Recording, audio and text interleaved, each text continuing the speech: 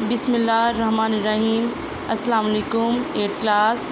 میں امید کرتی ہوں کہ آپ سب خیر و عافیت سے ہوں گے اور رمضان بھی بہت اچھا گزر رہا ہوگا۔ اللہ تعالی ہم سب کو رمضان کے روزے رکھنے کی توفیق دے۔ بیٹا آج ہمارا مطالعہ پاکستان کا دوسرا لیکچر جائے گا اور آج تاریخ ہے 8 مئی 2021۔ فرسٹ لیکچر میں ہم نے نظریہ کی تعریف کے بارے میں پڑھا تھا اور آج ہم نظریہ کے ماخذ پوائنٹ نمبر 3 سے شروع کریں گے۔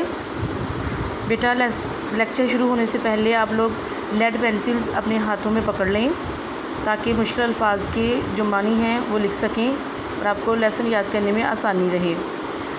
تیسرا پوائنٹ ہے بیٹا ہمارا مشترکہ تعلیمی مقاصد۔ مشترکہ تعلیمی مقاصد بھی کسی قوم کے نظریے کے ماخذ ہوتے ہیں۔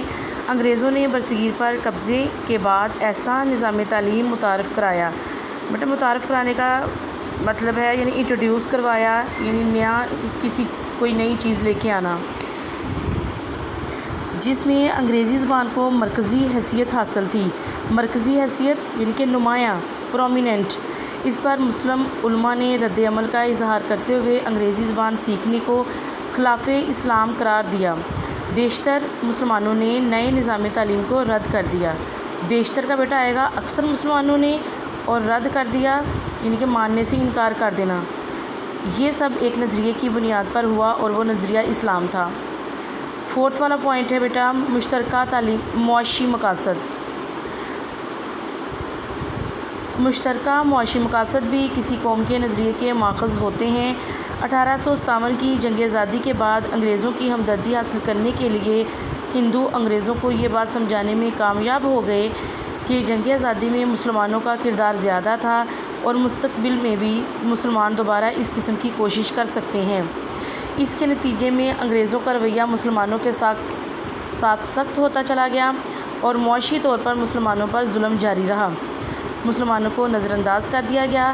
ان تمام وجوہات کی بنا پر مسلمانوں کے لیے کاروبار اور تجارت کے مواقع ختم ہو گئے، لیکن انہوں نے اپنے نظریے کو نہ چھوڑا۔ مشترکہ ثقافتی مقاصد۔ مشترکہ ثقافتی مقاصد کی بنیاد پر بھی کسی قوم کا نظریہ جنم لیتا ہے۔ انگریزوں کے ہندوستان پر قبضے کے وقت اردو کو سرکاری زبان کی حیثیت حاصل تھی۔ برطانوی حکومت میں جب ہندوؤں کا حکومتی سطح پر عمل دخل بڑھا تو انہوں نے اردو کی جگہ ہندی کو سرکاری زبان کا درجہ دلوانے کی کوشش کی۔ اردو کیونکہ عربی رسم الخط میں لکھی جاتی تھی، لہٰذا اسلام اور مسلمانوں کے قریب تصور کیا جاتا تھا، جبکہ ہندی دیوناگری رسم الخط میں لکھی جاتی تھی، لہٰذا ہندوؤں نے اردو کی جگہ ہندی کو سرکاری زبان کا درجہ دینے کا مطالبہ کر دیا۔ مسلمانوں کو ہندی پڑھنے لکھنے پر عبور حاصل نہیں تھا۔ بیٹا عبور ہوتا ہے مہارت، کسی چیز میں پرفیکٹ ہونا۔ ہندوؤں کے اس عمل نے مسلمانوں کو یہ سوچنے پر مجبور کر دیا کہ وہ متحدہ ہندوستان میں اپنے تشخص کو مزید برقرار نہیں رکھ سکیں گے۔ تشخص کا بیٹا مطلب ہوتا ہے اپنی پہچان۔